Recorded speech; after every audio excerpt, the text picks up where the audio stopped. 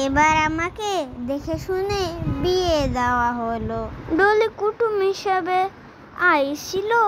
ওর 2টা কন্যা সন্তান। আমিও বিয়ে করলাম। আমি আমার বউকে কইলাম, বিয়ের আগে একজন কুটুমের সাথে আমার ভাব ছিল। আমার কি আমার মতন কেউ ছিল নাকি?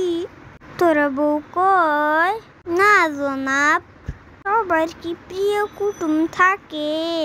নীল কয়, তবে বউ হিসাবে তুমি প্রাপ্য অধিকার পাইবে। ভাবি কইছে বিয়ে ফরজ কাজ। আমার বউকে আমার প্রেমের গল্প কইতাম। বউ সব জানে। ভাবিদের বাড়িতে প্রথম লাল ভাই যে গানটা গাইতো, বউ মাঝে মাঝে কইতো, দুষ্টামি করে। আইসো কুটুম বইসো পাশে, কইসো কত কথা।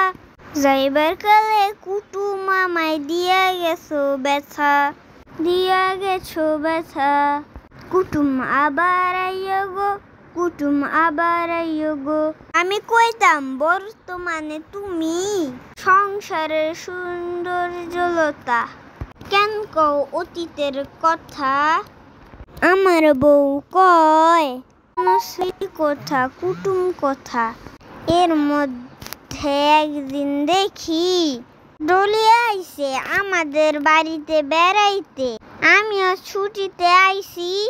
বহা সিঁড়ির উপরে আমার বউ আম্মা খাইতাছিল, ডলির মেয়েরা খাইতাছিল।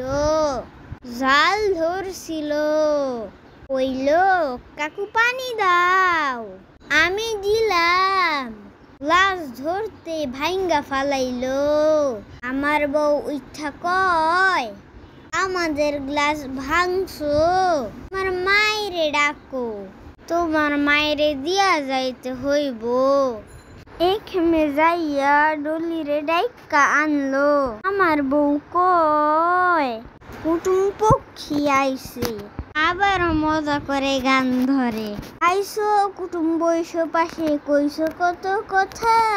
যাইবার কালে কুটুম আমায় দিয়া গেছো ব্যথা। কুটুম আবার আইয়ো গো, কুটুম আবার আইয়ো গো। ডলি গান শুনে কহে, অতীতে নীল ভাইয়ের সাথে কত মজা করতাম। তখন উভয়ের নজর পড়ে সেই দেওয়া পক্ষীর উপরে। দুইজনের মনের মধ্যে খালি একটা কথাই বাজে, প্রেম স্বীকৃতির না পেলেও প্রেমের পক্ষীর যতন আছে।